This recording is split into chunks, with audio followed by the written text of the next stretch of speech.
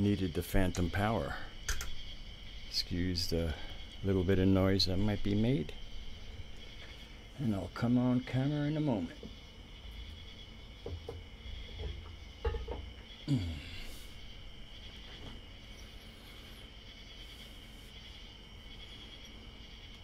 And hello, welcome to Can't You Hear Me, Gnostic? Last show. What was the full thing here? Last show, future streams, and release. So, hello Tamu and Raksha, Madfinger, RC, Meandering Mystic, Niche. Hello, hello. Hey, John. And Big P99.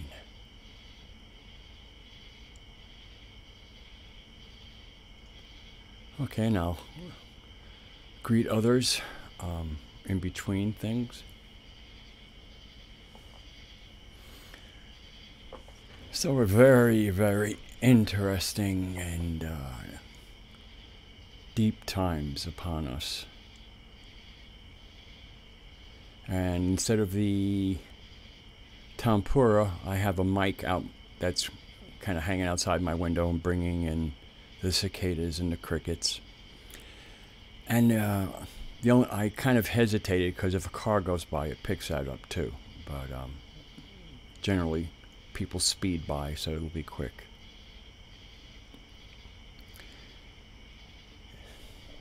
Have been having a beautiful time outside. Actually, there was one other thing I almost put on the title, and bats, as in the bats that fly around.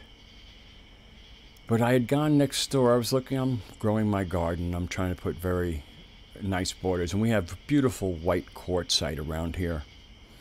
So I saw what looked like a piece of white quartzite. I guess let me put on my cameras this way here. I can see what I'm doing. But what came up was this piece. And it's kind of, well, if I take my flashlight, you'll see it's clear quartz. So this was a real... This is the first time I have found clear quartz in the area. Other people, when they do gardening and they dig, will often come up, but this is the first time I have found some. And it's a kind of attached to a little bit of matrix of what could be quartzite, but it looks like it's all in the process of becoming clear. I wanted to share that.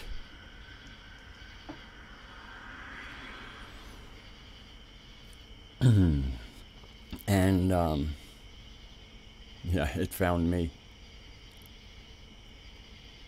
So, you know, I'm seeing that I'm having bad video settings, but that's kind of just how things work here.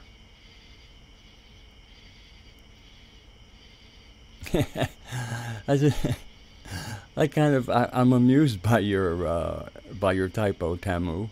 Beautifuck. Hello, soul traveler. So it's been very, what a rich time to be alive. Just full of feelings, emotions, processes, getting to know ourselves, you know, as in know thyself. And really, really just connecting to nature in just a deeper, more magical way. This shall we say, deepening the magical connection. Hello, I walk. And yes, well, the last Can't You Hear Me Gnostic stream. I want to be clear. This is a Can't You Hear Me Gnostic live stream, so it's the last Can't You Hear Me Gnostic stream. And that's why within the title it also says future streams. And release was a word I would not have put into the title had I not taken the time to watch the 1-minute video that Niche had put out not even an hour ago.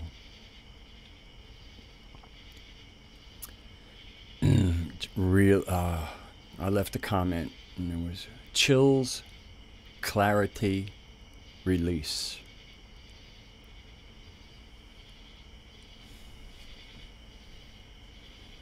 I won't give away anything. I won't even give away the title. Her title is up there on her YouTube.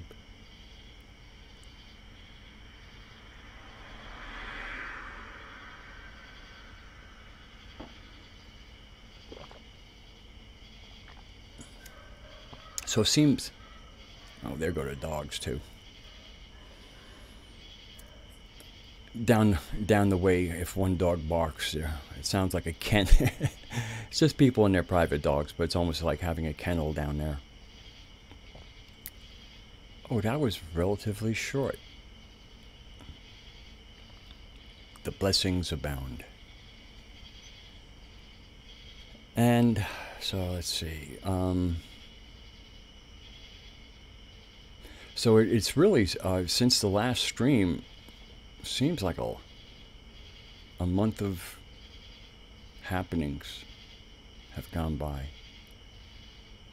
In many ways, there was from the new moon to the full moon was quite gentle and motherly, nurturing.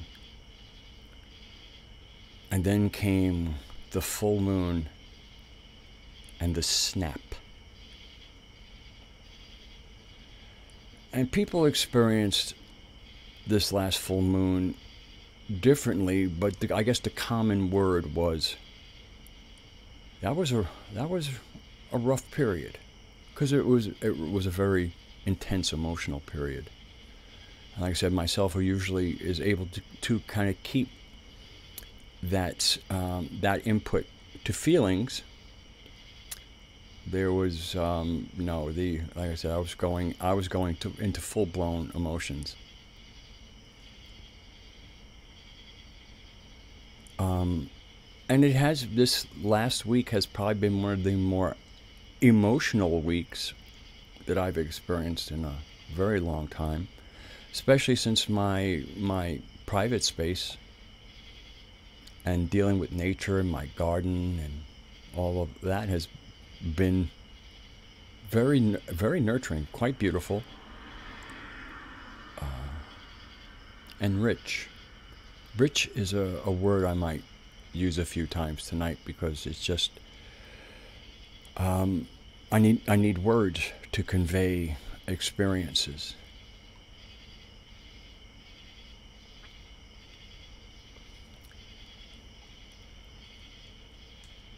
And but across the board, anybody I've spoken to, however briefly, whether in text, or there are people that I do speak to with the modern technology we have, so that we can see each other's face and hear each other's voices. Something I like. Something very human, a human way to use the web. And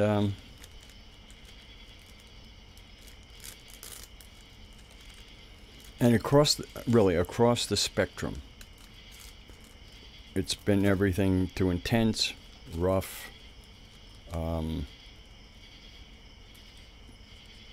of reality changing. And in many ways, kind of like where one derives their sense of source, if one has worked out that thing out for themselves, kind of had something to do with how things were experienced. Myself, I'm a mama's boy. And of course, the Cancerian energy loves a mama's boy.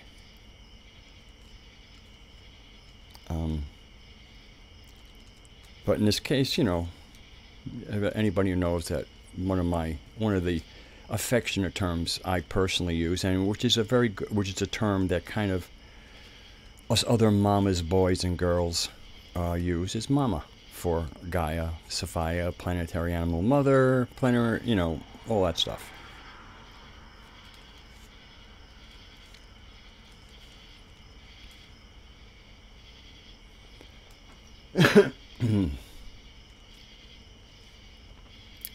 Okay, I'm going to get out of the chat. So I'll just focus in here. And so it's been kind of interesting comparing, you know, you compare notes, and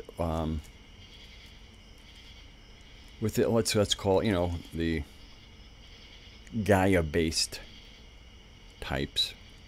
Very, very kind of like we're able to unpack this in from a very similar experience, and that's been really helpful. It's also been bonding, and bonding or just that connection,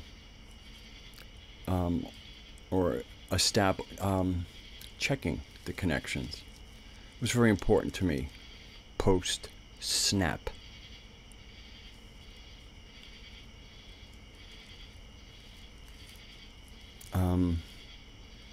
And then there are, you know, again, we kind of live in a open source spirituality, so cosmologies vary, and so I guess, you know, with the finer details of what the snap was, this full moon, tend to vary, but I'll leave it there. I did a fair amount of preparation for the show, and it started last night. And I'm sure glad that the stream wasn't last night, because yesterday was a Sunday. So Sunday is kind of, you know, it's the sun day. So that would speak a little bit to lion energy. And I have to admit, the kind of show I was putting together was a little ferocious and roaring. And then today I awoke on a moon day and feeling a real sense of family, nurturing. You know, even though I'm a male, you know, let's pull out the titty and share.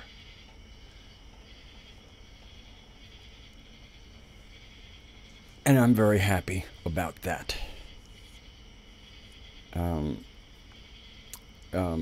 Because as the last stream of Can't You Hear Me Gnostic, I think the mood that's upon me is the appropriate mood for a last show of a stream that's run some months.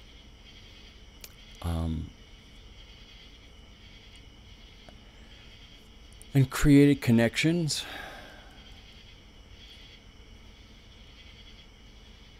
And created conversations.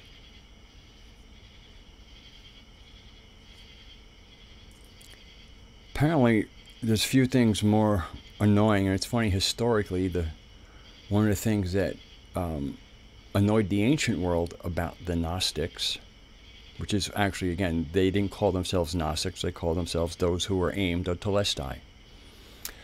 Gnostics came apart, you know, a little bit because they laid claim to a gnosis of a certain cosmology. And as a group across, you know, many of the ancient mystery schools, or at least the mystery schools that are aligned a certain way, there was a common cosmology. And as new cosmologies were showing up, they stood their ground, because their tradition was thousands of years old. And of course, the blowback was, you can't know everything, you know, and it wasn't about knowing everything, it was knowing where you come from. You know, that's, you know, to me, kind of, you know, so kind of like, know, you know, you know who your parents are. Instead of being an orphan.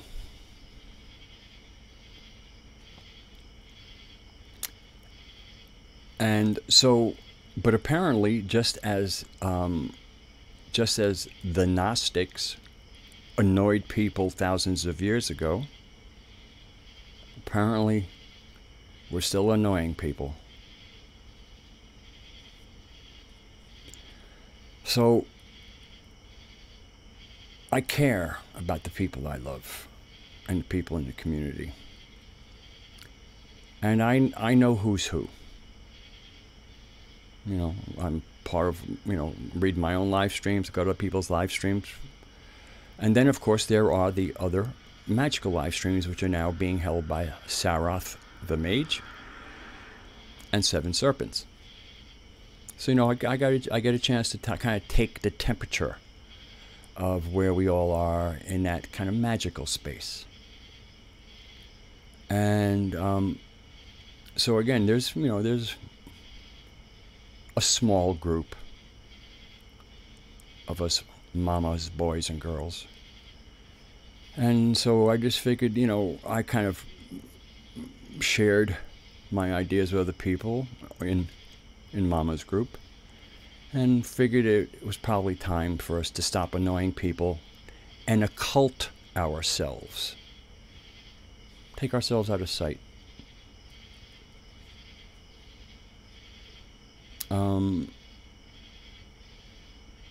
And by taking ourselves out of sight, you know, take ourselves off the shooting range.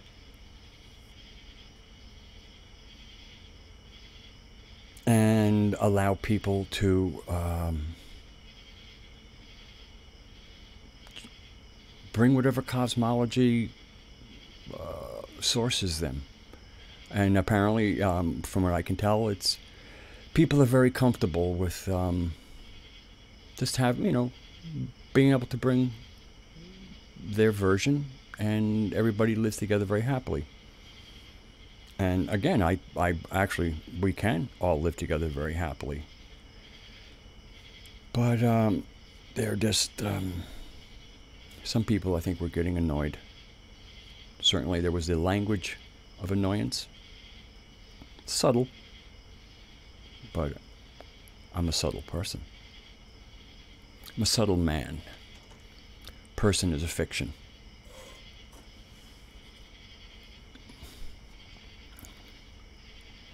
And so that's why this is the last Can't You Hear Me Gnostic stream, because those of us who want to kind of knock ideas around within a common cosmology, and it's really basically earth-based, based on the earth, not any necessarily any specific narrative, but an earth-based mama narrative. What I would call an indigenous, you know, identification. Indigenous meaning of the earth.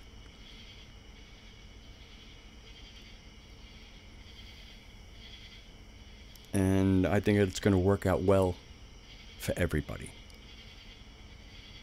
So in many ways, this is also a turning over of that magical space, you know, the education, the discussions of shamanic work, magical work, ritual work. A space, you know, based on who's in the community having those conversations, is being turned over to Seven Serpents and Saroth the Mage. And I think they will both do well as far, you know, especially as far as popularity, and not annoying people with their gnosis, because it's it's a more open kind of gnosis. And apparently that's what people are very comfortable in that. And making people uncomfortable is how you bring out the worst in them, and nobody wants to bring out the worst.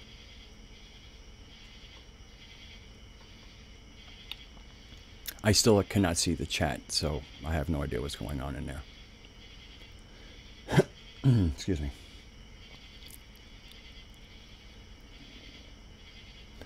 I did write some notes, but I wrote them down last night,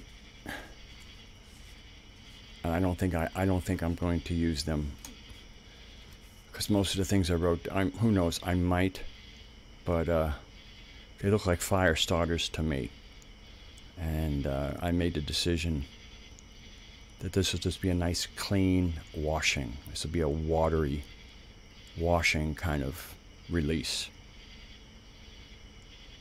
And not to mention, the new moon is coming up on Saturday. And then it will be fire's turn. At least it would appear if things work out. I mean, until it happens, till the sky is red, and basically until, from my perspective, until the mother shows us what's on her mind,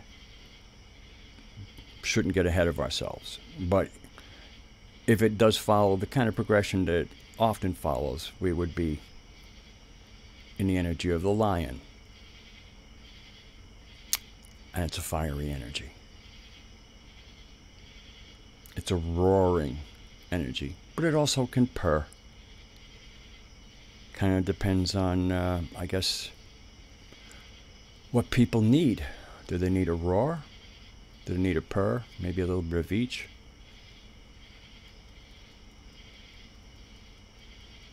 Do they need a fire lit under their ass? And I'm speaking in gentle terms. I don't know if the fiery moon, should it arise this Saturday, I don't know that it will be gentle. I don't know if it will light a fire under people's ass or incinerate them. We will find out.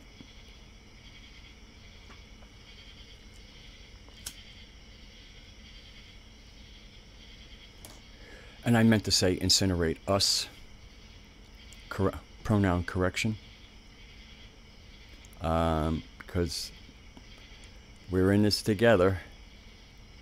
And sometimes if you think you have things figured out, well, that means you might have a lesson.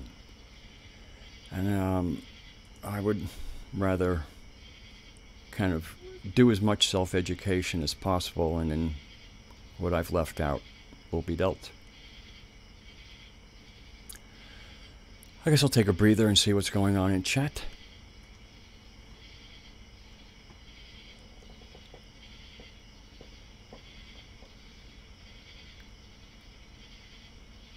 Oh, Darcy, hello. Hello, Sarath. And Darcy, earlier today, there were some thunderstorms rolling in, and the thunderstorms did not really happen over where I live, but they happened all around. And I would say, and then when they first rolled in, there was this delicious breeze, and I was wearing a shorter tunic, and that's all I was wearing. And I was bending over tending my garden a couple of times. This very strong wind kept on exposing my butt, but it seemed like no neighbors were looking into my yard, so got away with that. But now I'm in a longer tunic, but the winds have abated. But there was about 45 minutes of just like surround sound thunderstorm, thunder song. Oh, it was so yummy. Yeah, full mooned mama.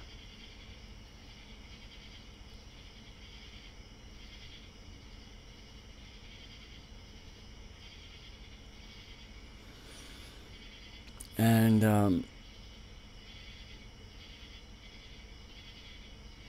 Well, the lodge was already burnt, Saroth. It was funny, and yesterday I had the wide thing of like making a little mock-up, because I kind of tend to do things from a tent.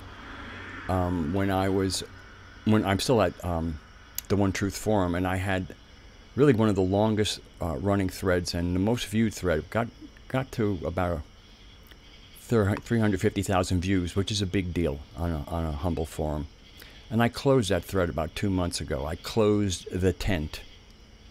So I thought about making up a little mock teepee and burning it. But that was last night when I was in my Sunday sun energy, Leo, burn the mother down mood. So I feel much more parental or motherly or, nurturing. I feel nurturing.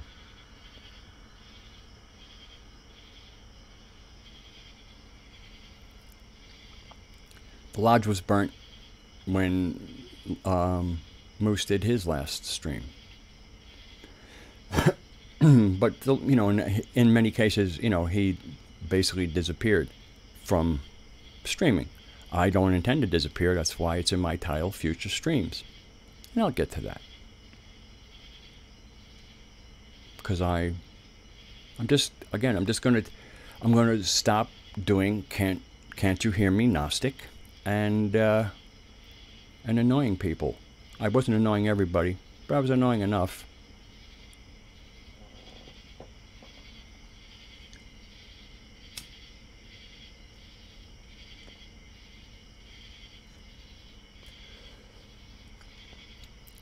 Hello, Christian Martin.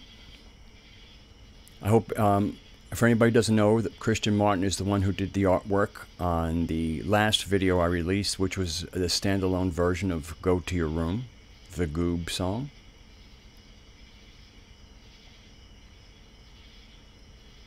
And so not only was I happy and pleased that he would let me use it, but I also want to point out, who are the artists. And so I walk, musical artist, myself. And, but Christian Martin, took it upon himself. He asked if it was okay from him to do a rendering of me, and he did one, and that's what's on, that was the one I used for the thumbnail for my standalone Go to Your Room video. And of course, Niche is another in-house incredible artist in many mediums.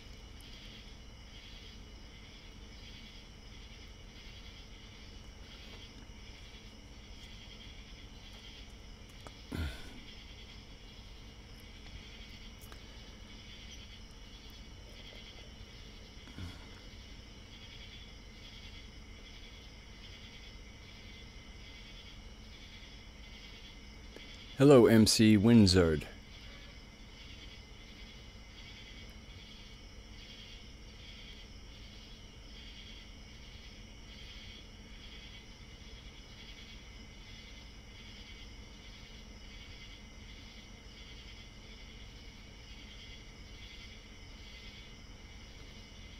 Had a comment on my last week's video from AJ Cap.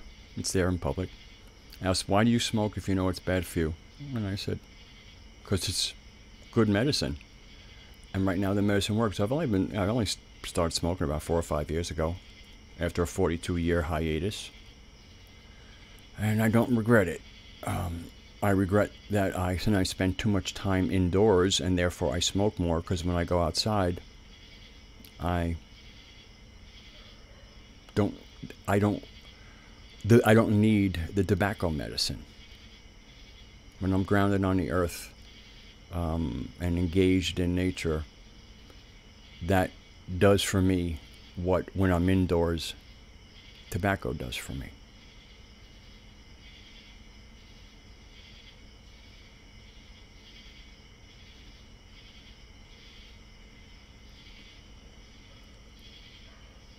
Let me not go off the panel, I'll just smoke right here.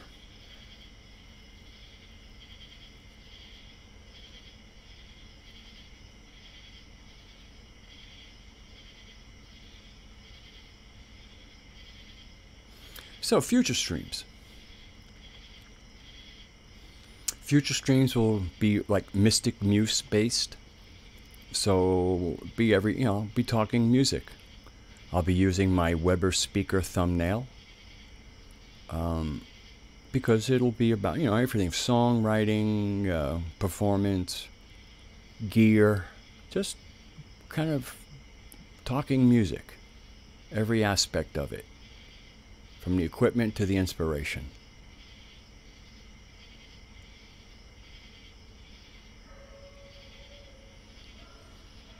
And then the other stream I would like to do is I'll probably put on the Mystic Brew brand, and that'll be about the alternative history that's really starting to percolate up to the top, the false chronology, the bullshit history, of which most history is. I kind of had a nice image where most of history is made of fake bricks, and they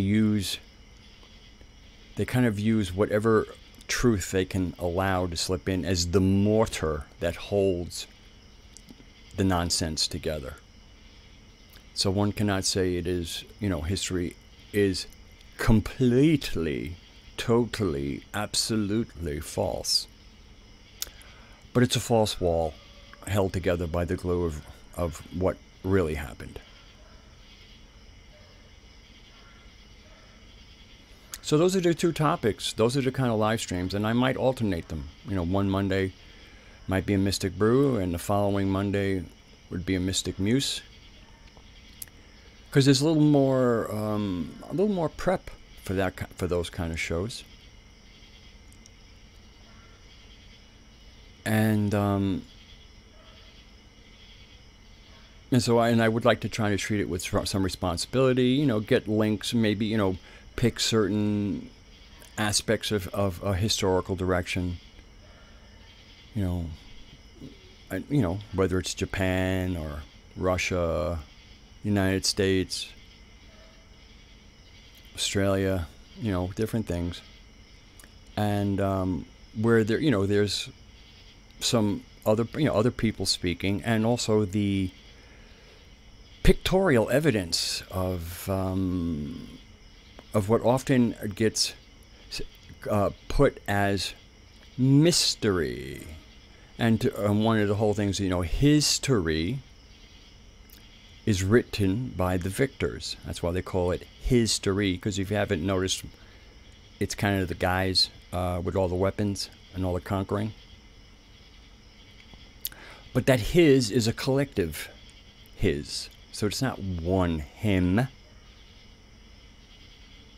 But what history doesn't want us to know, or doesn't want us to look into more, or they don't, when asked questions, they say, it's a mystery. And mystery is a coding, in my opinion, it's my opinion, for my story. And of course, in the case of his is singular and my is singular, well, history is really the collective hymns, and my story is really our story.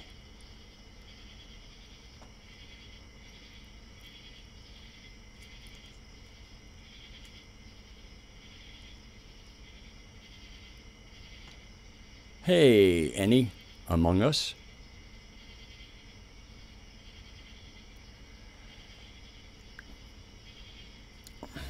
Sareth, I saw a stream start today, but I don't know what happened. Maybe you had technical difficulties.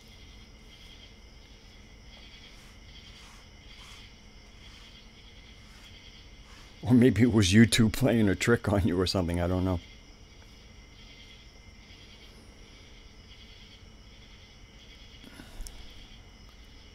So anyway, so that would be like the future of this ModWiz 125 channel. I like to call it just ModWiz because they made me add the 125. They made me add something, because apparently there's another ModWiz somewhere.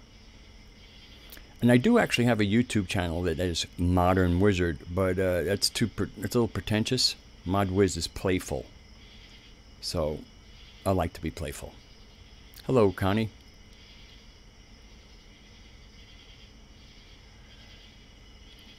MC in my description, it's metahistory and gaiaspora.com are the links I send people to.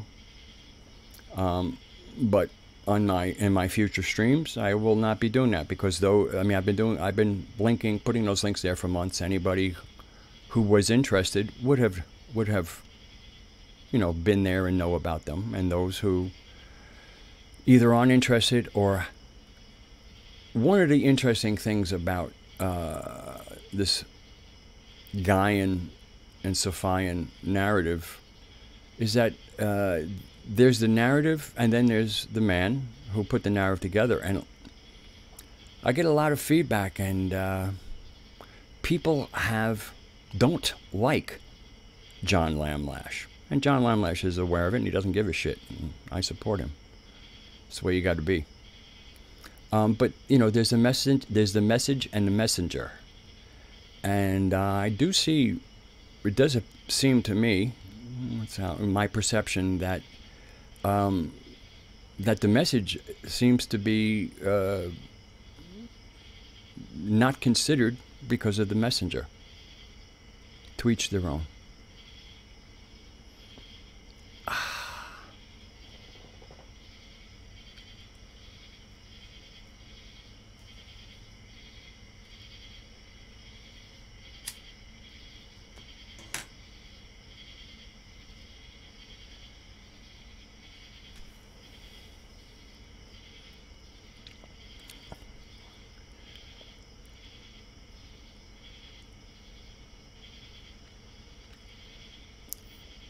So I keep on seeing the word Jew. I know that usually the word that I know John John has tried to be very clear in that.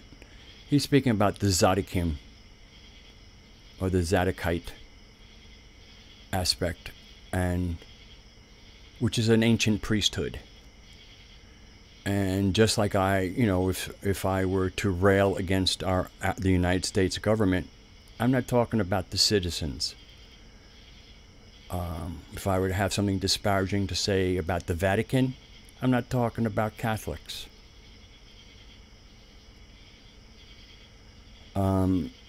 It's the systems. The systems, or the rulers, are the problem.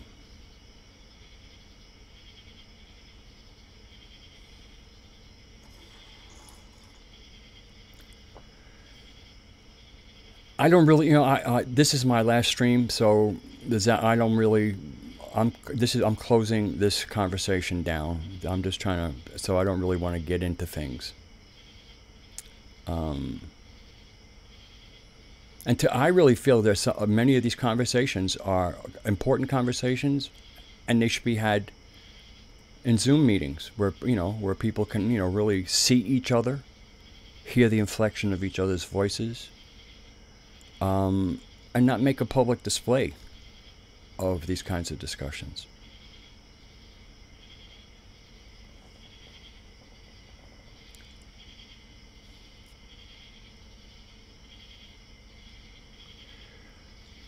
I grew up in the Bronx, in a very Jewish neighborhood. There was my building, another building, and then in the middle of the block, a relatively short block, was the synagogue.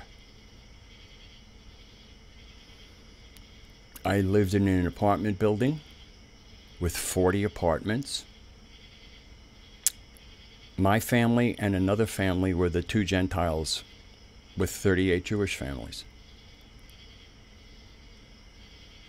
I went to a public school where almost every teacher I had was Jewish. Majority of my classmates were Jewish.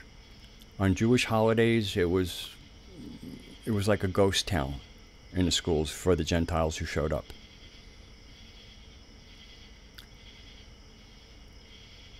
I wouldn't change a thing, and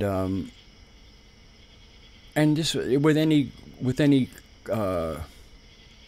different tribal identities. You have your regular people who are regular people. You have amazing people, and you have knuckleheads.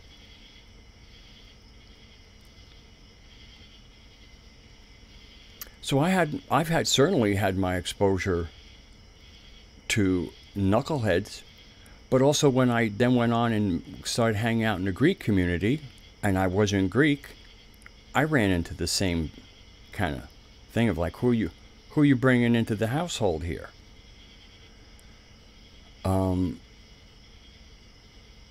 When I recount in my life, like the people who were the most generous, kind, forbearing, helped me out enormously, treated me like a prince,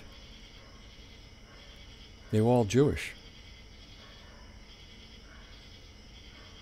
All of them. Well, with the exception of one woman. Her father was Jewish. Her mother was German. Austrian.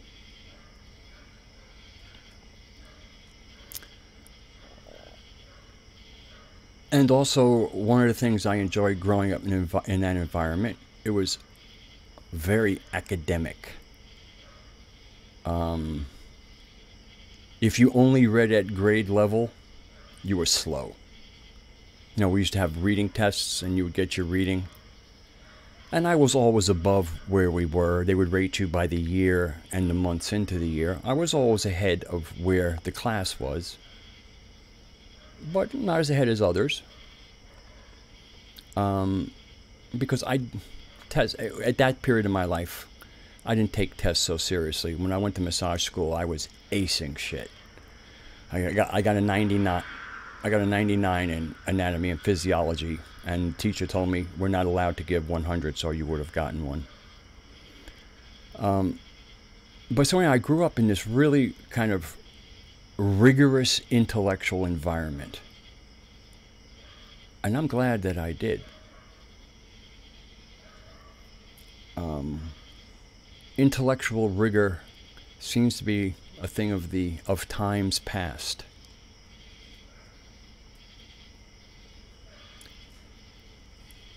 That is not to say that I'm not aware of, like, again, priesthoods, which might as well be called mafias.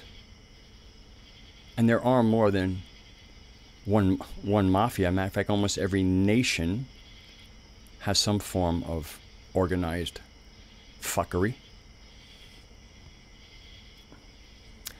And the further you go back in history, the more organized you are, and maybe the deeper your reach is. Hello, Ravenwolf.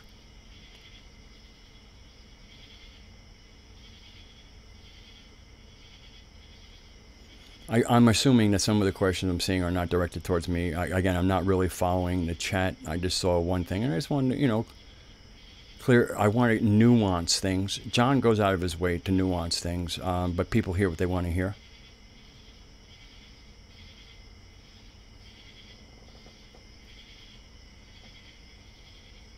And when you don't like somebody to start with, I mean, again, John has a very strong personality. I know people who I consider fellow mama's people. That, well, let John be John.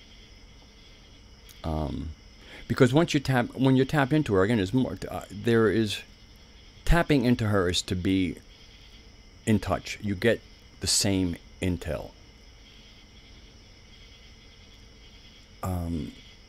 There's one mama, and she's basically gives us all the same intel.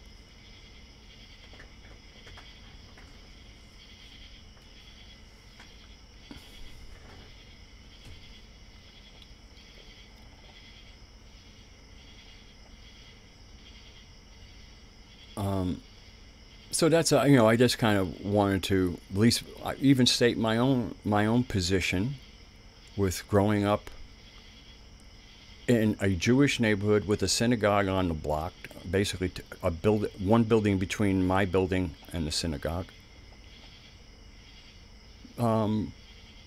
The challenges, like I was once asked to leave a party when the parents of the woman who invited all her friends found out I wasn't Jewish. Knucklehead parents. My first serious girlfriend, when her parents found out I wasn't Jewish, made us break up. She hooked me up with a friend of hers who happened to be Jewish, and the funny thing is the parents who made one of my girlfriends break up with me didn't keep a kosher household. The next girlfriend I had was my most serious girlfriend until I met my first wife. Not only did her parents keep a kosher household, they were kind to me. Her father got me a job where he worked. They were great to me. Great to me.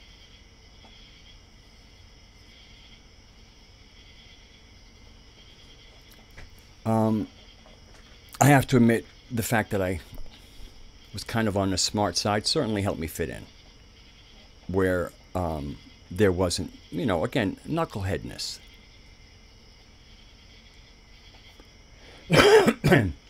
Now, of course, right now I'm talking about us people. On the ground, working jobs, people. Matter of fact, again, the neighborhood I grew up in, these were all blue-collar people. I didn't know one single person in my building. I don't recall one single person that went to work wearing a tie.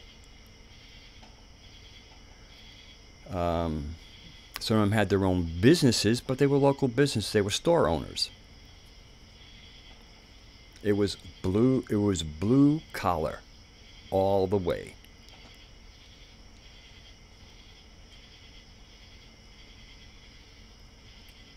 So I have, like I said, I have I have experiences. I mean, with Jewish people in their own milieu. Again, the building with the out of 40 apartments, with the exception of my family, and interesting, the other family was a mixed race family. White wife. I guess he might have been mulatto. Yeah, probably. But those were the two Gentiles in my apartment building. And there was at least one person who was there was able to, on the inside of her arm, she had a tattoo from the Second World War. So I've been steeped in the experience of a people.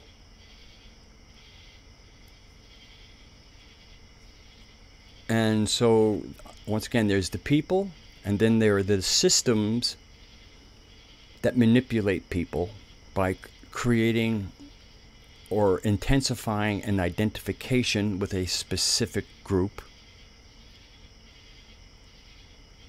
and then using them. So I have a really nuanced view that doesn't ignore any of the problems.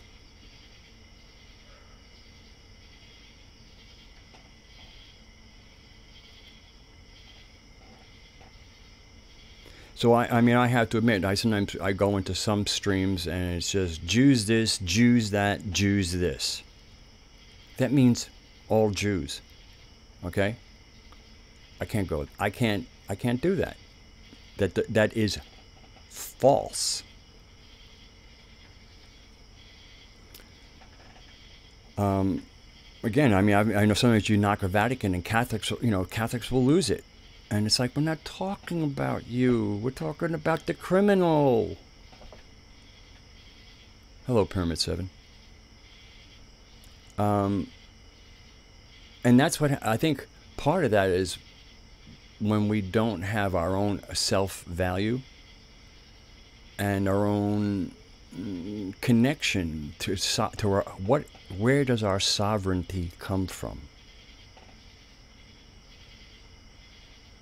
Again, the know-it-all Gnostics have their answer. And I won't trouble anybody here with that answer.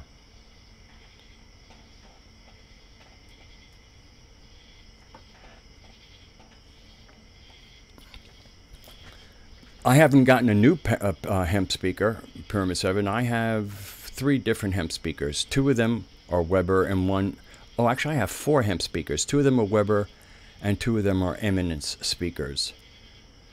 And although I like all hemp speakers, the difference between Weber and any of the other speaker makers that that make their factory make their speakers instead of hand make them, there is no comparison, especially if articulation is what you're looking for. So I can understand why some people might not like Weber, because when a speaker is really articulate, you can actually hear what you're playing. And if certain things that you didn't hear in the past and you thought didn't need cleaning up, you stop playing through a Weber speaker, like when I did. I had to clean some things up.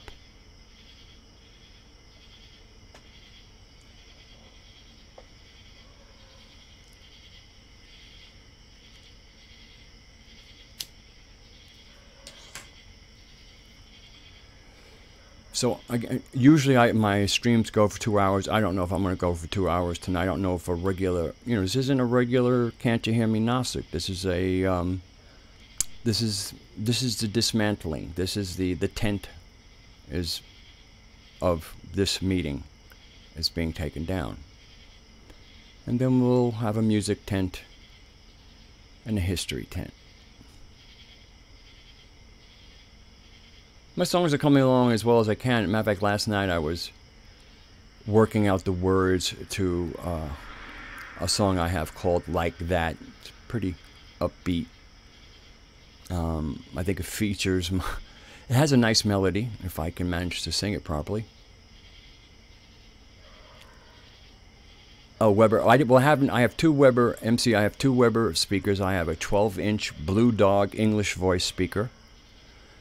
And then I have a 10-inch vintage, or kind of a, Jensen sounding speaker. In many ways, the 2 primary speaker makers were kind of Jensen, were American tone, and then Celestion was the English tone. And then Celestion came out with its greenbacks, were an attempt to create an American tone, and some of the Jensens tried to put out an English tone. Actually, Celestion is the one that kind of started putting out. They had their Red Coat and Patriot. And so the Patriot speakers were kind of Jensen sounding speakers, and the Red Coats were Celestion sounding speakers.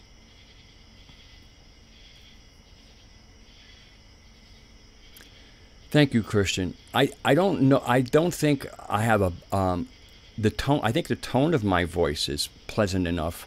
My intonation. I mean, I have an ear, and I would like to be able to really kind of nail the notes, and also carrying notes. I would like to carry notes, and sometimes when I carry my notes, they don't carry in as clear and as a pitch. They don't. Sometimes they waver in the pitch, and I'd rather not do that. But it's the voice I have. I'll sing my own songs.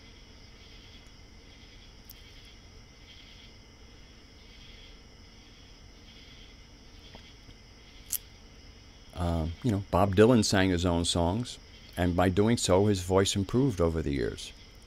So I figure if I keep on, I have sung a lot in the past. As a matter of fact, I remember I had some friends from the neighborhood who'd never really heard me sing, and then they came to a gig where I'd started singing a lot more. And one of my best childhood friend came up to me and said, "When were you able to sing?" It happened.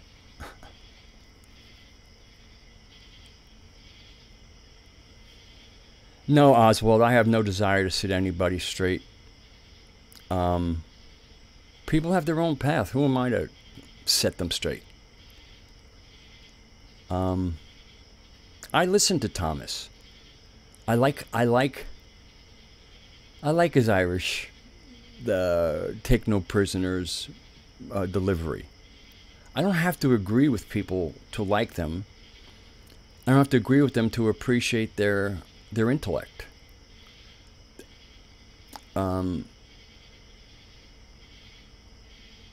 That's the main thing. If somebody can engage me intellectually, that's what I ask for, whether I agree or not. But it has to have some intellectual meat into it, or else I glaze over, I pass out, or I need to change things. I'm an egghead.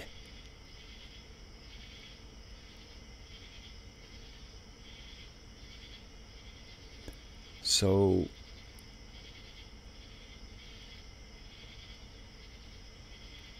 yeah, so I mean, I'm subscribed to Thomas Sheridan, and Thomas Sheridan and John Lash have at least 2 shows they did together, but the subject was psychopaths.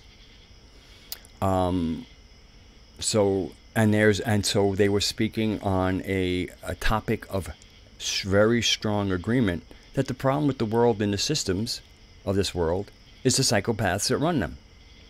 Because when there's power to be had or authority, psychopaths head right for it. And they're so disingenuous and such good liars that they manage to get themselves into those spaces.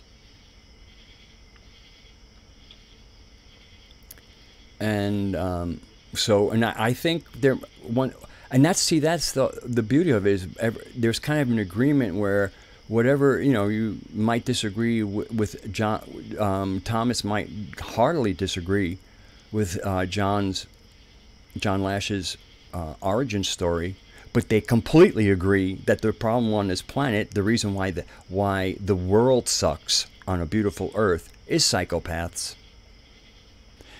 And then the supporting thing is people not being able to recognize psychopaths, or perhaps thinking that there aren't as many psychopaths as there are, or that psychopaths can be healed. They can be quarantined. I do not believe they can be healed. I think thinking a psychopath could be healed is like thinking a blue-eyed person could be brown-eyed, or vice versa. I do believe it's genetics.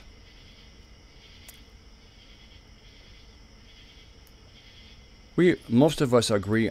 I would say most of us agree on most things. We really do.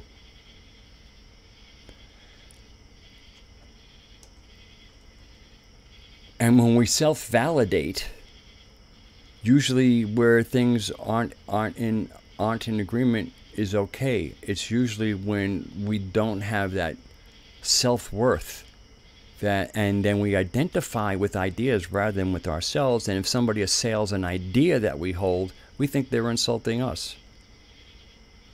And that's not how it works. That's not really the mechanics, but it is the effects.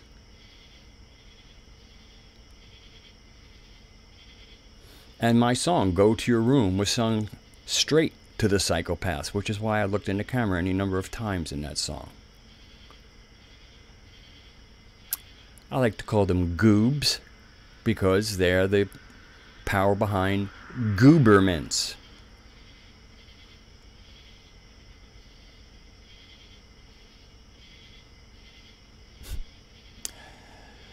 Connie, they won't go away. They will have to be dismissed. There's no way they're giving up a thing. They will.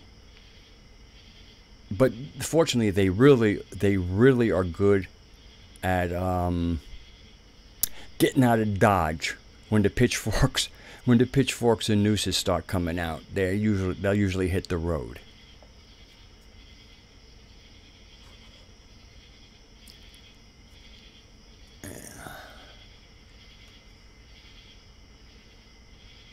But right now, I mean, there are some pretty big psychopaths out there that have huge support from portions of the population. I mean, even domestic politics.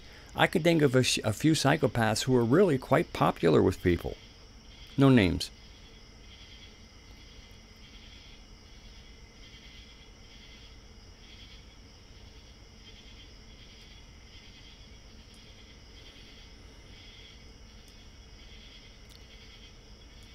Yeah, it's really, I mean, again, the psychopaths will be gone when somebody does something about it. And that's why there's a Kalika war party. But it's not one based on spears, arrows, guns, and other things like that. It's Gaian sorcery. Because somebody has to do something. I mean, it's one thing to make an attempt and fail, but to not make an attempt at all, then we, those who did not do anything and are complaining about a problem that they haven't done anything except complain about, it's on them. It's on us. It is on us. The psychopaths are our problem to deal with.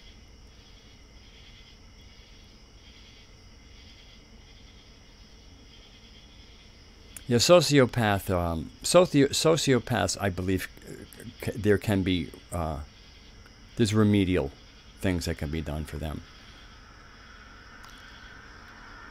A lot of times it's you know, one of the more sad aspects of the human psyche is the emotion, or whatever you want to call it, of envy.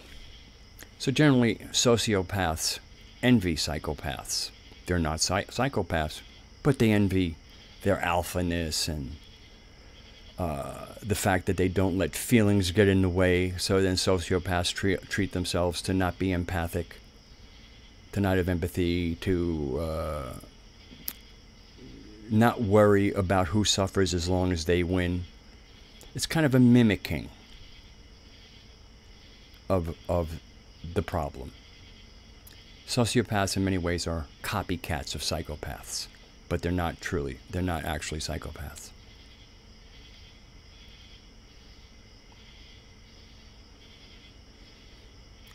Yes. Yes, Mad Finger. I mean, the reason I feel only real magic can happen because I do not hear the language. Except, you know, I hear a little of the language of, like, you know, but I actually, you know, the language of, again, pitchfork language. Not a whole lot of pitchfork. I mean, there's a lot of talk, but, you know, it's just like, okay, well, you know, when's the date and the time? Not too much of that. And I like Max Egan. Has for years, to me, he actually sums it up best. The whole system is held up by our participation. If all of America decided they were not going to go to work for a week or two until the system crumbled, and decided that no matter how difficult things come, we'll feed each other. I mean, who do you think runs the oil drills? You think it's people in ties? You think it's the people who own the oil companies that run the drills? You think they drive the oil trucks? Do you think they lay the pipe that gets oil from one place to another? We do it all. It's us. Same thing. I mean, they're not even intelligent enough. That's why when you go work for a company, you know, to be a developer, and then you come up with an idea that maybe you think, you know, that if you did it independently, you could patent it, so to, you know. Oh no, if you work for a company of uncreative psychopaths at the helm, and you come up with something brilliant, they own it. Not you, not the person who came up with it. So even there, you know, they're just parasites. We are the geniuses. We are the workers. We are the hive. We are the worker bees. And the reason hives work is because the queen is a good queen. And if a queen, for some reason, were to go a little bit south, then the workers know you feed one of the other up-and-coming worker bees some royal jelly and you have another queen. They have to duke it out, but whoever the presiding queen is, should she go south, gets the message. We are it. We are, and Max is absolutely Max Egan is 100% correct. If we did not support the system, it would collapse in a week or two. The thing that keeps people from doing that is fear. And the fact that the psychopaths have done their best and instilled a sense of fear. We can't trust each other. Oh, without the whole control system, including the police, it'll just be all anarchy and we're all going to just be stabbing each other for a loaf of bread. No, there might be a few of them, but the rest of us will beat the fuck out of them. And since you don't have the system around to arrest you for curbing bad behavior with whatever methods it takes, believe me, things will work out just fine. They worked out that way for thousands and thousands of years before the modern system.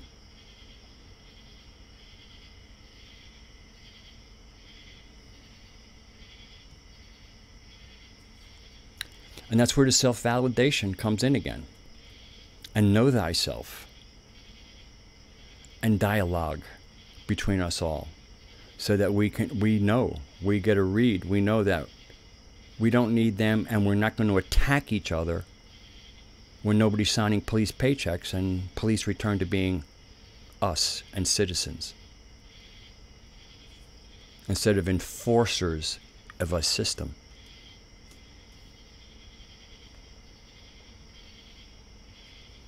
They're under the spell too.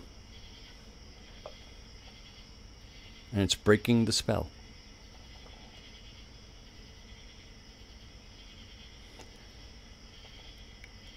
And a lot of the things in the New Age are not spell breaking. They're an alternative spell. You know, it's like, oh, the old spell's wearing off. Better get another one going. That's what's going on.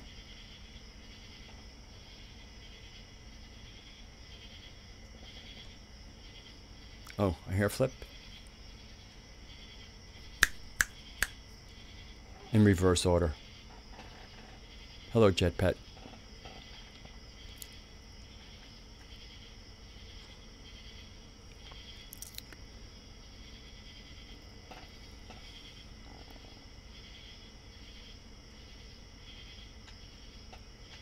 I like the suggestion, Soul Traveler.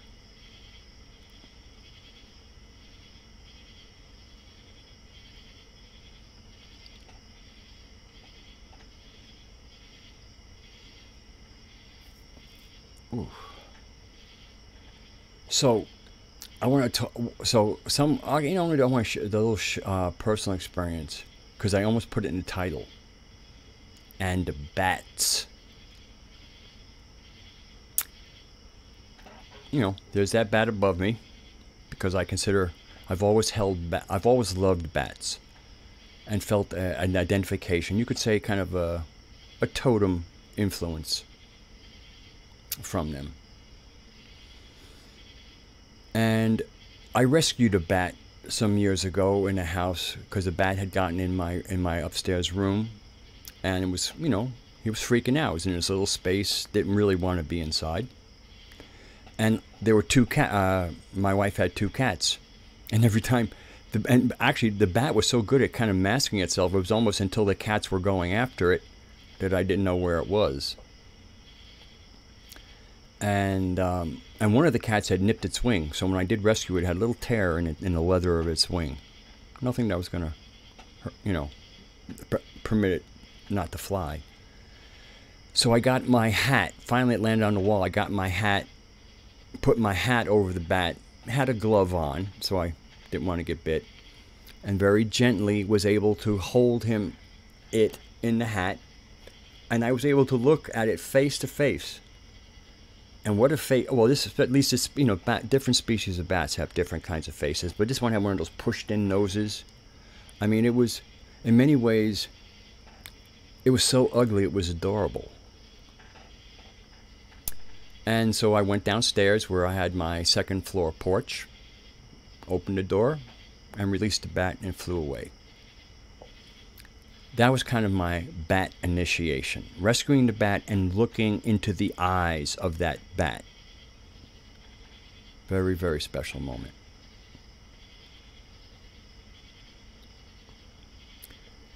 So, the past at least 10 years or so, especially starting in the East Coast,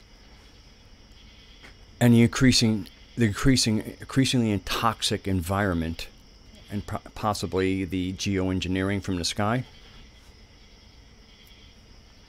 bats developed something called white nose disease, which was a fungus that was decimating their populations.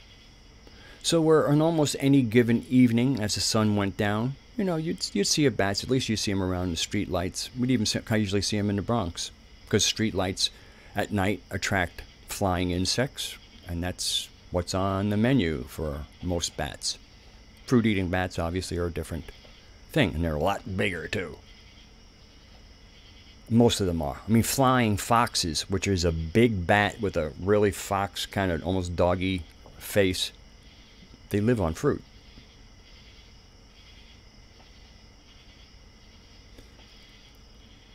And so anyway, so seeing bats in recent years has been like a rare occurrence. And so here, you know, where I was here, every once in a while I would see a single bat, and I would call to it, and I would just exult and celebrate the fact that there's a bat in the sky.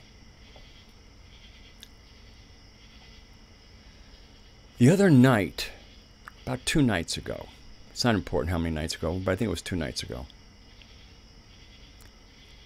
I encountered what I will call a cauldron of bats directly above me.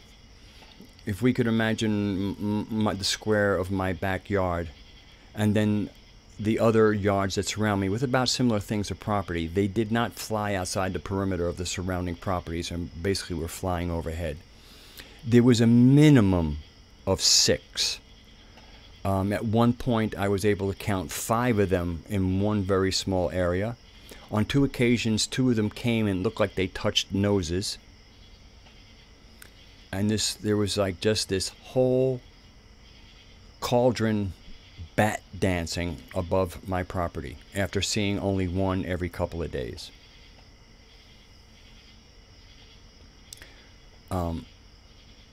It was very special. It was a message.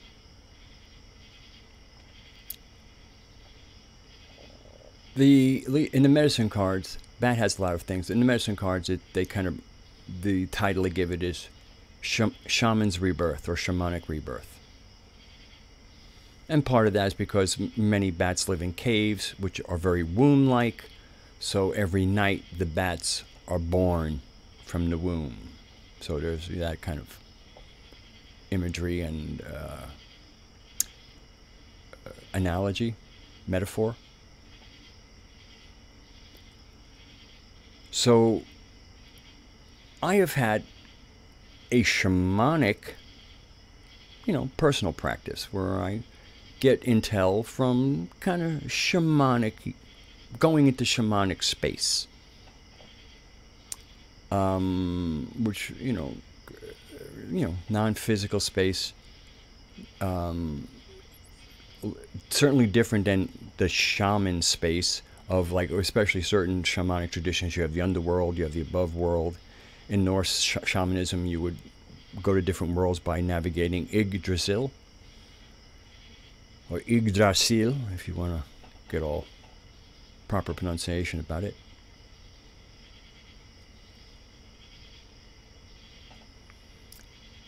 And so I felt that Bat was saying to me, especially about this cauldron. I mean, this was a gathering of bats I have never seen, especially, like I said, when 2 of them came together and kind of touched each other and then flew off. It happened on 2 occasions. It was quite a show. And best I could tell, they were talking to me.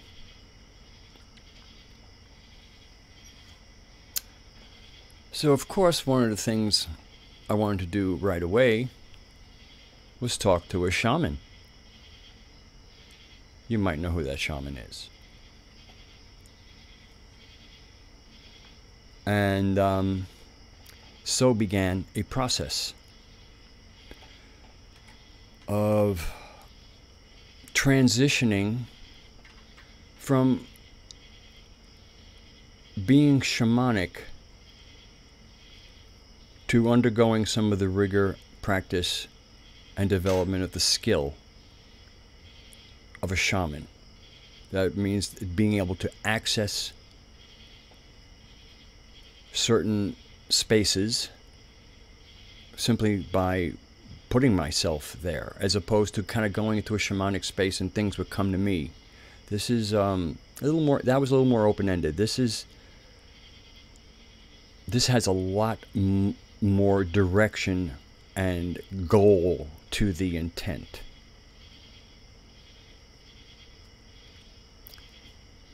And there is training, both my own and training. There'll be certainly training from Mama, and the training and guidance and instruction from a shaman.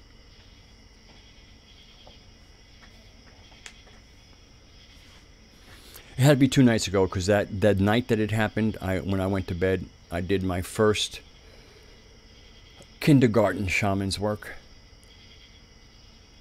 My feedback was that I wasn't, maybe I was first grade instead of kindergarten. Hello, Callan. Last night, I'd gotten up earlier, I stayed up very late. And when my head finally hit the pillow, I was just ready to go unconscious. As opposed to, usually I go to bed, I got to kind of get myself to fall asleep. And that's a very good time to do work. That's usually when I do my work. But much of my work has been contacting wisdom. Wisdom is the English word for the Greek word, Sophia.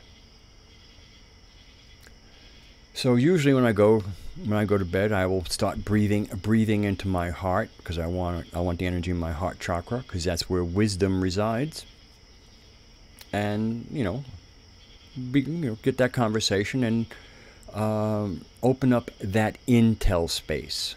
So I was that was its own kind of shamanic work, but it was shaman for me. As I'm getting my intel, I might share the intel with other people. But it was, my shamanic work was for me to get intel, as opposed to what Bat wants me to do, which is to be able to go into that space and create effects for others.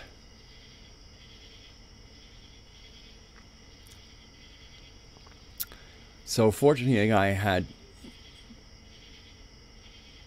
a target that not only could use some shamanic love, but would be able to know that it was happening. So I feel very fortunate that as I embark on a challenging new skill and endeavor, that I have somebody who can not only instruct me, but give me feedback, and maybe be able to take what could be a very lengthy process and maybe make it not so lengthy, so that I can get up and running and be effective. Because being effective is what it's about. Because there's not much sense in doing something unless there are effects. I mean, that's the basis of magic. If you somebody like Gordon White, Mr. Chaos Magic himself, brilliant mind. I love Gordon White. We probably have a bunch of things we might disagree on. I don't care. The guy's brilliant, and he's open. He can listen to anything. I love him. But the whole thing is, how do you measure your magic? Well, do you get results? I mean, if you do something and it's supposed to produce a desired result, well, when you see the desired result, that's kind of your feedback where you were effective. But the shaman work is generally not about making your own space nice and fluffy. Some chaos magicians will be involved in the stock market and business. They will use magic to make their world materially better. Where the work of the shaman isn't so much about material goods. It's about that the real value is people. So the effects that you want to see are that people are relieved of something that is creating distress for them.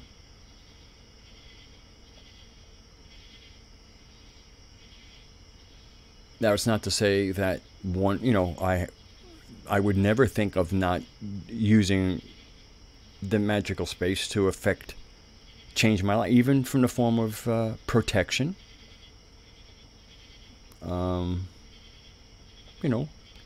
Keeping, boundaries. But that's just, basic. That's basic magic. That's what you want to do. I mean, that's kind of, and that's part of also being sovereign.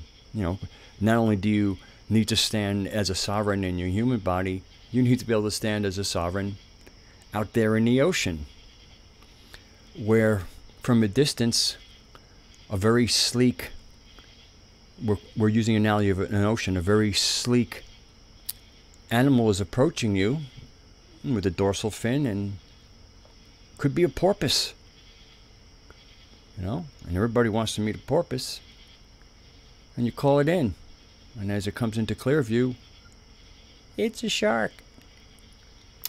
But then again, you might not know, staying with the analogy, marine biology really well, and you might mistake a shark for a porpoise simply because you don't know, you're not up on your fish biology or your aquatic biology, because porpoises are not fish. Well, the funny thing is about sharks in the magical space is if you mistake them for a porpoise, they'll play the part of the porpoise, because to eat just one is not good. It's not good use. That's not proper fuckery. No, the whole thing is to play the part of the porpoise, so that when you return, you get other people to come speak to the porpoise too. It's kind of you get a lot of people to jump into the ocean. Then you could pick off one here and there, but they keep on coming back.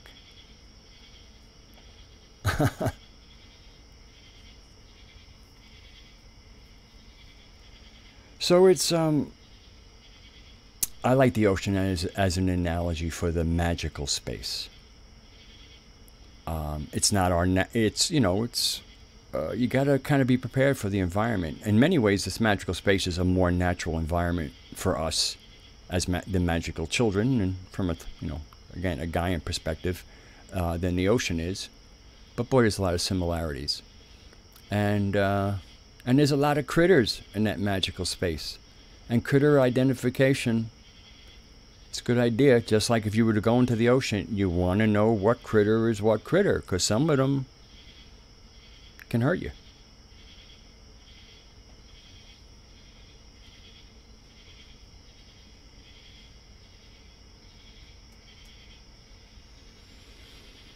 So,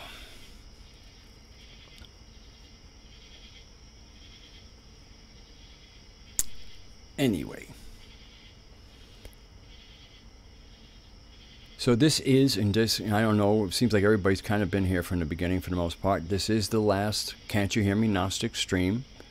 Monday nights we'll either have a musical theme, and the music could be, I'm demonstrating a speaker, or, talking about my favorite distortion, or songwriting, including I like, some people don't know theory. I could especially do the basic theory.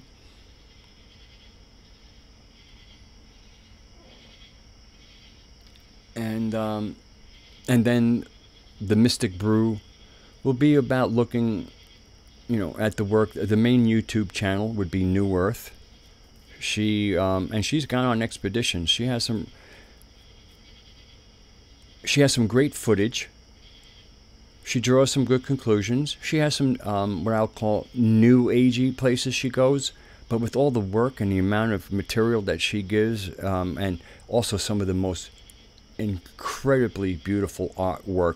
Some of the artwork that I have looked at while listening to her has been shot me into,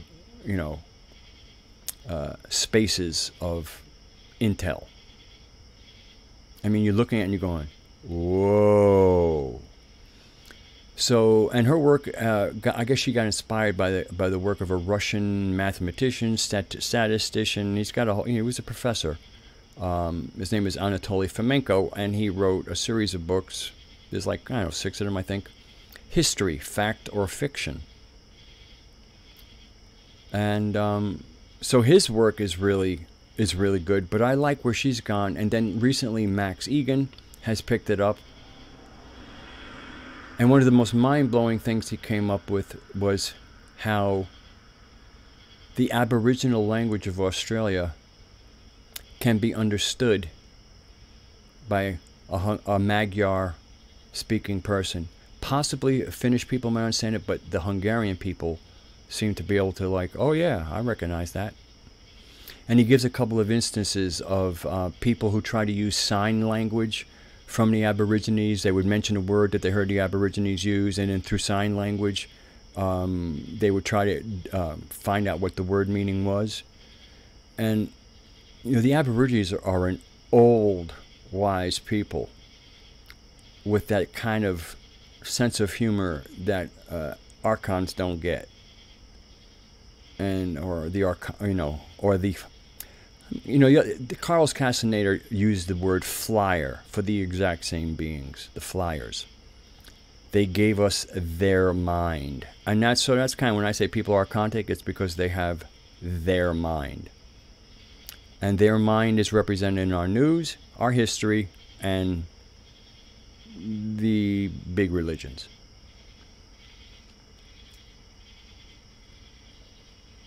So that's kind of what that word means. But anyway, so the Mystic Brews will be about that history stuff. Yeah, New Earth. One word.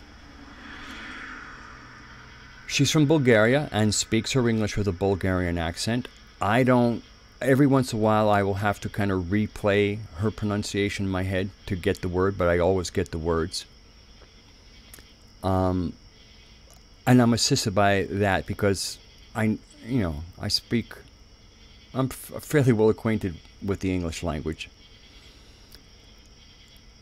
So even when words are rendered in strange fashion, with different inflection points, pronunciations of vowels, if at the first pass I don't get it, usually a quick revisit. She said, "What was that? Oh, that word," and then I'm good to go. But for some people, apparently, if she mispronounces a word, they kind of just don't, for some reason, don't put it together. And so those words, so she ends up, there's a bunch of words that she doesn't say as they're expecting to hear them, so therefore they don't turn into real words for them. And that seems to bug them.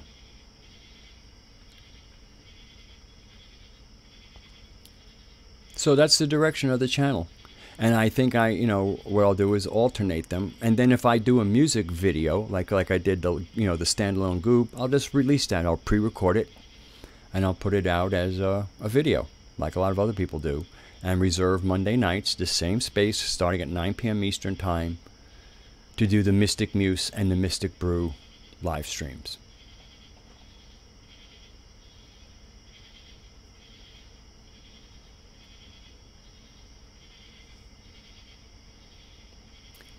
And part of this is to just opening up the questioning process, including questioning like when people are doing this and they might be presenting, I think this might be it, we can question that too.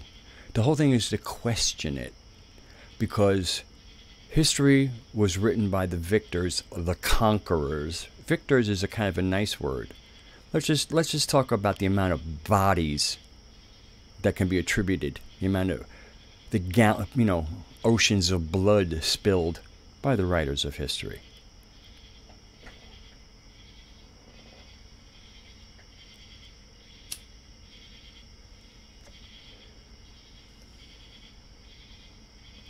Thank you for saying that, Oswald.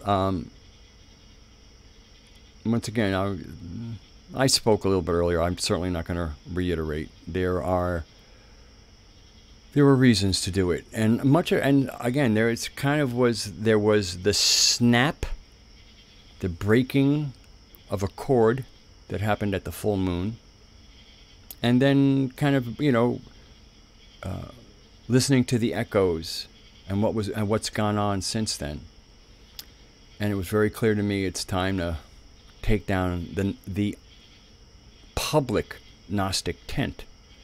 You know, anybody, I mean, you know, YouTube, if you know, Google Plus, ModWiz125, if you put that in the Google Plus search engine, you will be able to open up a private dialogue with me. And so I have that with a lot of people, because I have a Zoom account, and I would love to, I want to get together with other earth, you know, people who kind of ground themselves in earth, you know, kind of that kind of earth magic.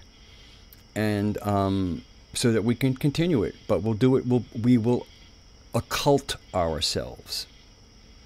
That means to, you know, not in the public view, going underground, kind of like a kiva.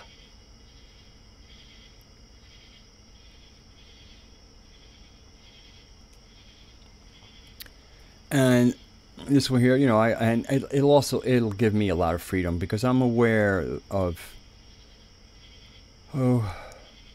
there are certain, I just, you know, sometimes I know that certain things that I say might just send people to Asgard, and maybe they want to go to Elfheim, so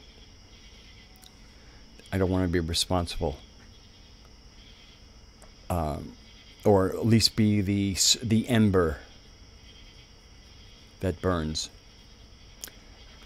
So anybody who really likes it and is interested in that, again, ModWiz125, put that in Google search engine, and then I will get a request in my email, and we can go from there. And this way I can have Zoom meetings. We can even discuss when they might be had, when people are available, then we have them, and we, you know, speak to each other. We see each other, we hear each other's voices, and we'll make it even more real.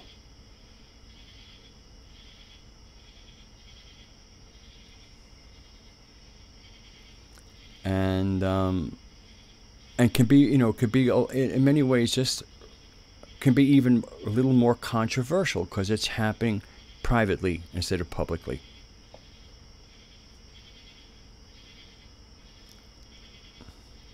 I mean, I know some of the most powerful work that I have done over the past month has been with other people. I might have amazing stuff that happens to me in, you know, in going into that, you know, into that other space, the magical space, but it's getting together with other people going into the magic space and unpacking it together. And those who are kind of traveling in the earth, or the Gaia-centric view of things, are getting the same stuff, and so the unpacking is like Christmas. Oh yeah, I'm not. Yes, Oswald. CW. I mean, CW is the daddy of this community. Which is, you know, so it was through exposure to him that I got more subscribers, which is why when I opened up this space and iWalk put up things, I would say iWalk. When Saroth the Mage was doing his streams, I'd say Saroth the Mage, check him out. When Seven Serpents was doing his thing, I'd say Seven Serpents, check him out. In many ways, CW, or Ben, as you saw, you know, like ModWiz, I'm Rad, right? So, hello, Deborah Gale. So to me, it was kind of, you know, creating a tradition of spreading the love. And so, you know, CW, you got, you know, you gotta say hello. You gotta say hello to your parents once in a while. Be rude not to.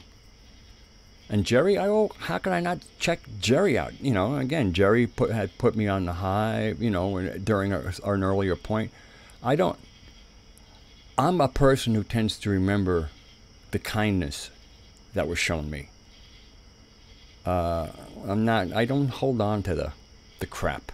I might, you know, again, you might still have memories, but it's like, oh, please.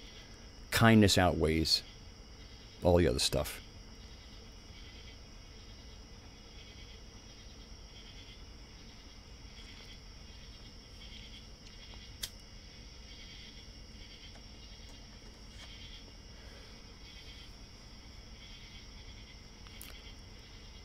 So, we're kind of start winding down a little bit earlier.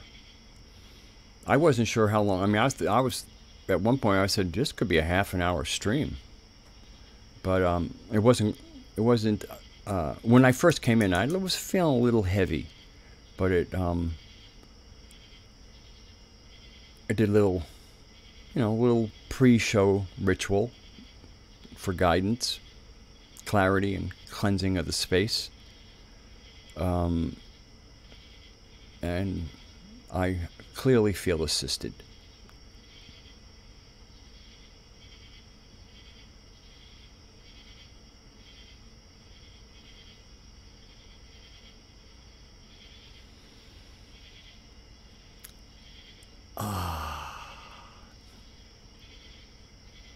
So yeah, bat. So then last night was really wild with the bats. I didn't quite have the cauldron, but what I did was I went out and there was no bats. Where are the bats? So I kind of yell up at the sky, "Hey, bats!" And all of a sudden, boom, they were bats. And like about 3 of them.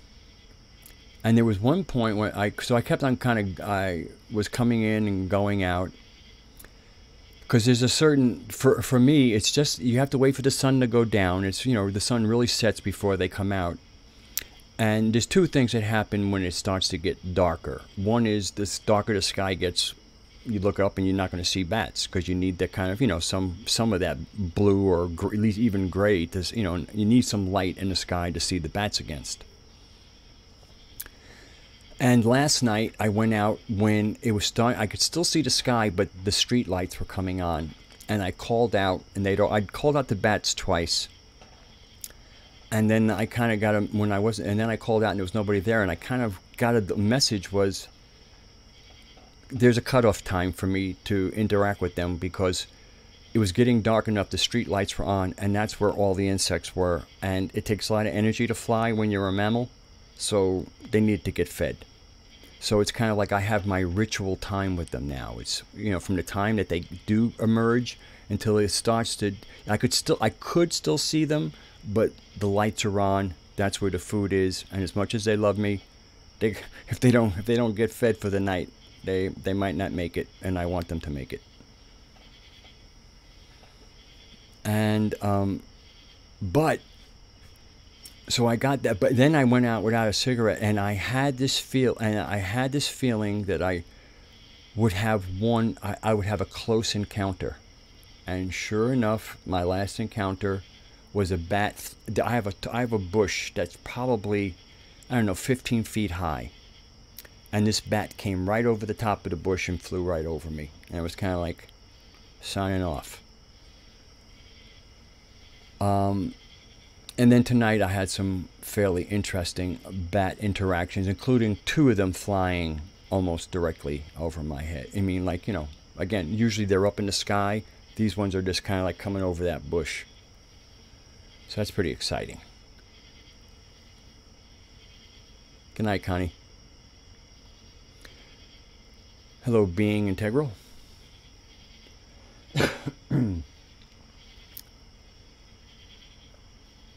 So that's the engagement with bat energy, and what that means with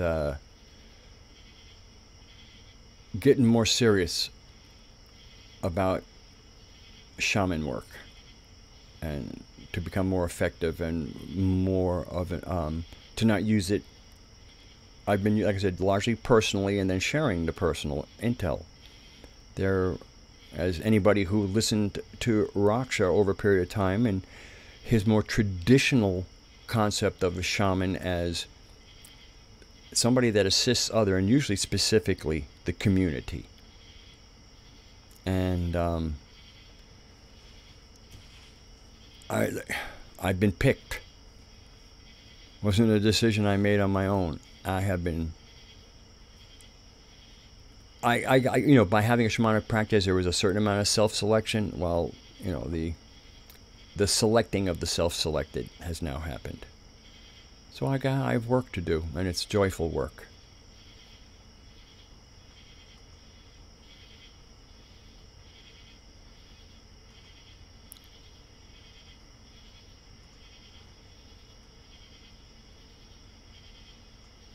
So I think this will be we're coming down to the very end.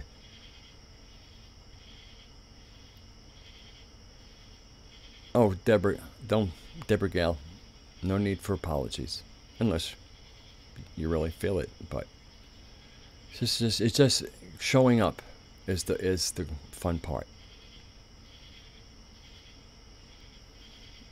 And yeah, and so I want to put out.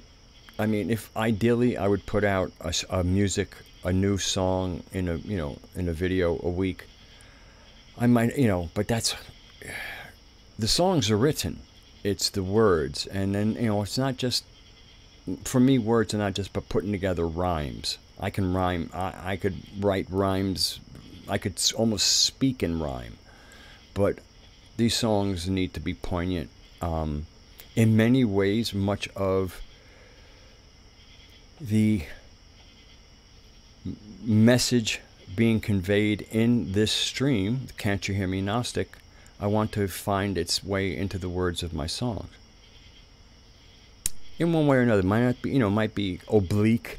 The way Go to Your Room is an oblique kind of Gnostic acknowledgement of sovereignty, whose planet this is and whose planet it isn't.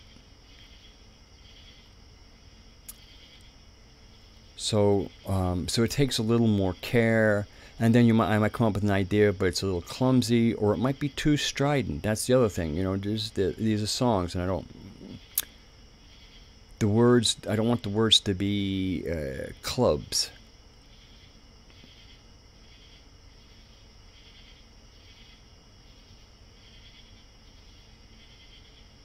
Thank you, Nish. So once again, ModWiz125. You can reach me on Google Plus if you're interested in staying in, like, the occulted Gaian network. Please contact me, and let's see how that works out. Because there's already, groupings, and sometimes, like a little gathering here, and a one-on-one here, and a one-on-one there. But it could expand. It really could be something very productive, provided that there's the desire for that to happen. Hello, Forrest Little. So that about wraps it up here. And so I kind of covered all the points here of this is the last show. I've discussed the future streams and release. Watch the video that Nish put out about 2 hours ago. Go to her channel and look at the last one. I could give you the title. The title is Was, W-A-Z. It's W-A-S. W-A-S is the title of her latest video. Gave me chills, gave me clarity, and it gave me release.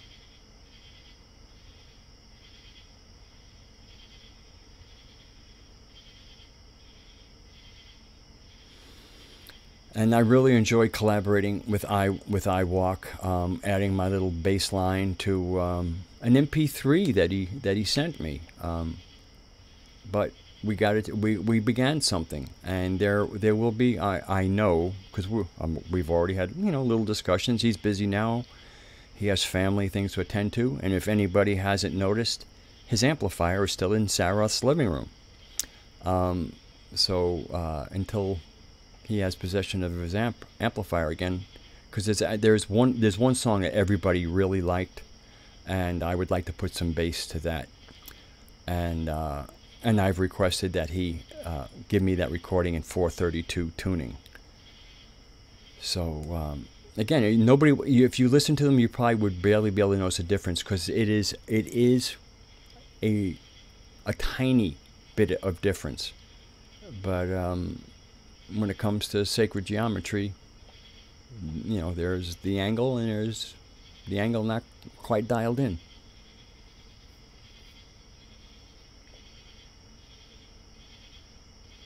Interesting, Kaylin. Well, the basic, you know, it's not about, you know, iWalk didn't ask me to play bass. I listened to a song of his, and then I said, would it be okay if I, you know, I would like to add bass to the song. Are you open to that? And then he said yes, and so I did it. So that's kind of like, for me, the way to work is that you hear a piece of music, and you hear something. Basically what it was is I picked up my bass, and I tuned to the song, and I was playing it, and I went, hey, what do you think? What do you know? I got something for this song. So why don't I you know, I have the recording stuff. Why don't I load the MP3 and then record the bass, put it down to a little bit of a mix, and call it a collaboration. So kind of that's how it would work, Callan. That, you know, if you hear me play something and you hear you know, you have playing your sitar along with it. But, you know, just know that everything I play is in 432. Oh, that should be no problem for a sitar. I bet you traditionally they were tuned to something that wasn't 440. Let's put it that way. Okay. 440 has an intention. That's why it happened, where it happened, and there's an intention behind that tuning. And if you know the usual suspects, you have to know it was not for our betterment. And I don't want to get into what I think it is. I have gone into it, but I'm kind of closing up here, so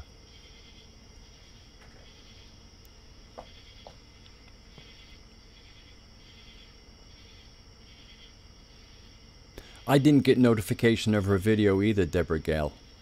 But I have, you know, like on my page where I can view my channel, there's a subscription where I have all my subscriptions, and when I open up that page, her video was there. I didn't get notified like I'm supposed to, but there it was on a subscription page.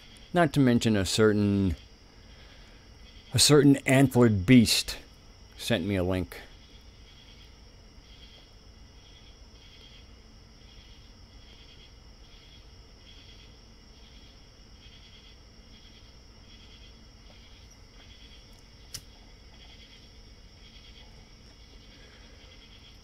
And so, by the way, the cicadas you're hearing are in fact real cicadas, with the help of a microphone sitting behind that curtain in the window behind me, and then plugged into the little amplifier over there, and turned up to 8.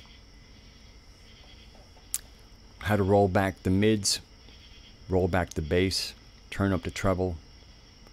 It's pretty. I mean, if I go outside, it sounds just about like that. Thank you, Madfinger. I really appreciate that. And I like how you spelled Gnostic with a K. This has been a very rewarding stream to do. I don't end the stream on any kind of sense of sadness. I end it in a sense of reality and guidance.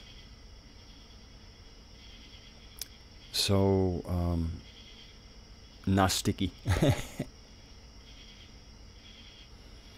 And Radagast is not spelled with the H, but it's okay because actually the gast, it can have a few meanings, but gast is Old English for ghost or spirit.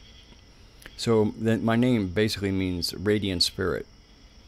And where we got the word aghast or terrified was kind of derives from Old English, where if somebody saw aghast, and you might see them, then you might see somebody bug-eyed, and you might go, "What's the matter?" And they would go, "Aghast, aghast." So they were terrified because they had seen aghast. So then aghast came to mean terrified, but it really means a spirit.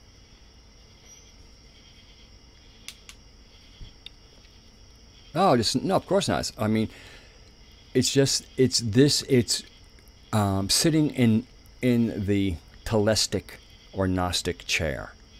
You know, it seems, again, it wasn't for, there was for the select few, and there's the and the or the people, you know, kind of tuned into that, and some people were actually getting a little turned off by it. So, you know, I'll get out of my Gnostic channel and turn it over to Barstool or whatever, and we'll have some fun. And again, I'm kind of in many ways within our community. I'm turning, since I was the last kind of remaining kind of holding the magical space, and then Seven Serpents came up and Sarath the Mage came up. So they're going to hold the magical space for the community. You know, they're less rigid than me. So, and that's people, the majority of people, or at least the voices that I've read, seem to, yeah, they want, you know, bring your own. It's kind of like, you know, bring your own spirituality, and we'll all get along, because it's not really important to necessarily nail down what our origin is, what our cosmology is. You know, we can all originate from any place we want, and we'll just get together and not worry about it.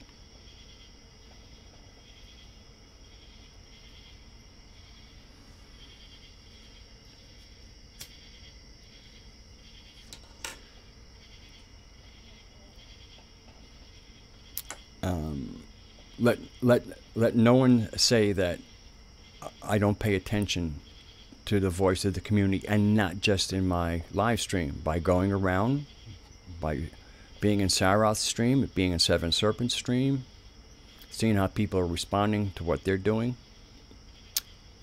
So, and like I said, the last full moon, this, you know, don't forget, I'm responding to the snap and what it meant. Now, you know, I unpacked it a little bit, but I don't want to go there, because the snap is how each of us experienced what that meant to them.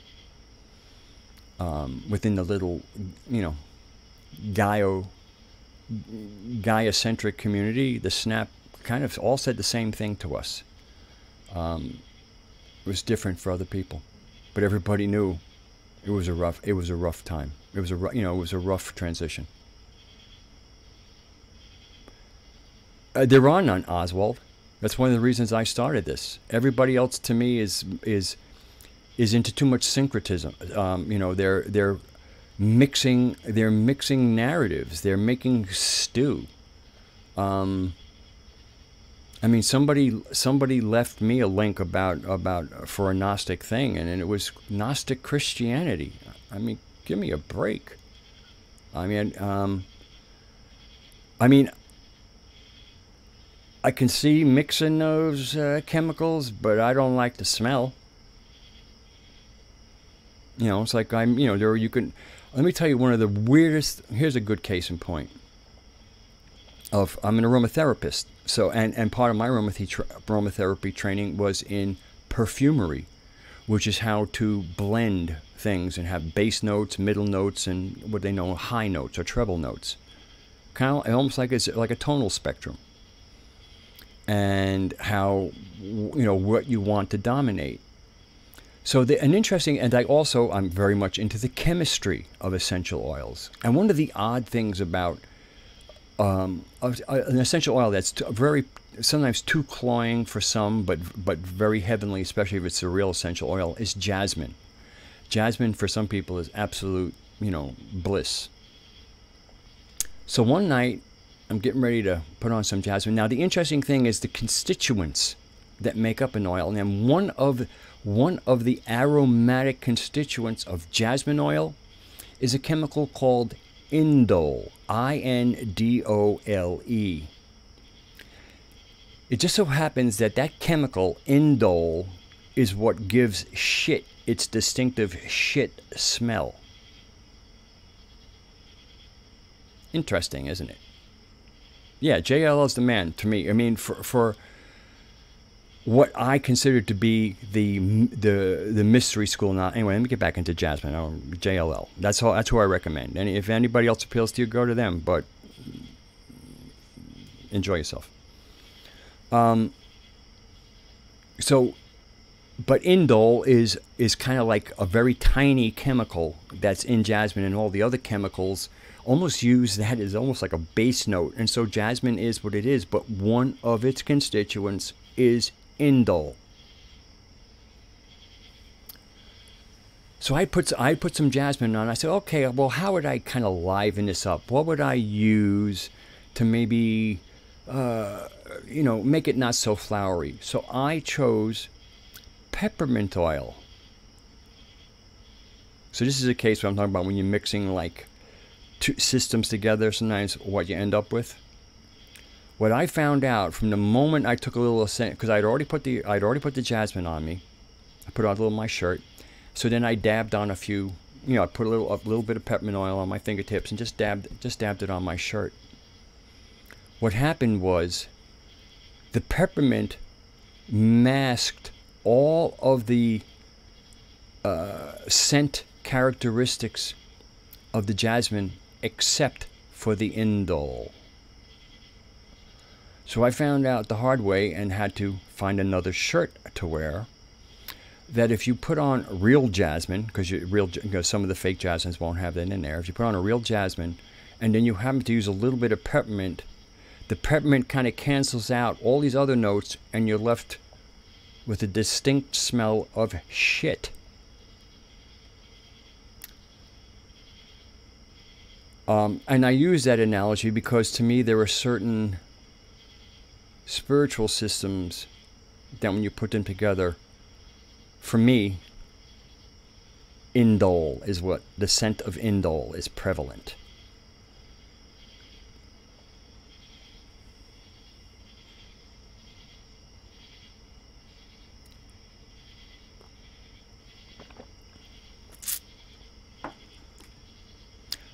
But again, that's why I'm leaving the public magical space, because the people have spoken. People want to not be told what's right or or with a strong opinion. The concept of right, and that there that there might be only one cosmology. So, and that was the one. If we don't have a common cosmology, then we don't have a common origin. So, and I don't like that as a concept. I'm not comfortable with that. Oh, you mean there's like, I thought we were kind of like all one people on this planet. But when you have different cosmologies that have different origins for how we got here and who we are, well, then I guess whatever cosmology you embrace is where you arise from. So if we're kind of bring your own cosmology, then that kind of base emergent unity gets shattered. And so I find that's not something I feel comfortable with. Apparently other people do. Or else maybe they haven't thought, maybe they haven't unpacked the logic process of what bring your own cosmology is actually making as a statement.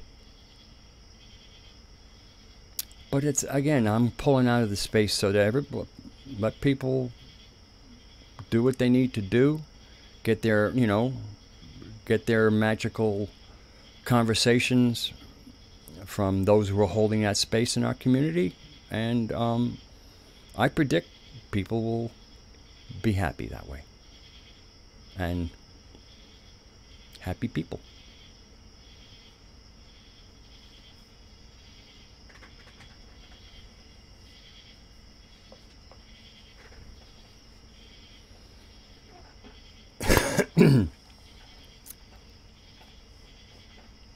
So anyway,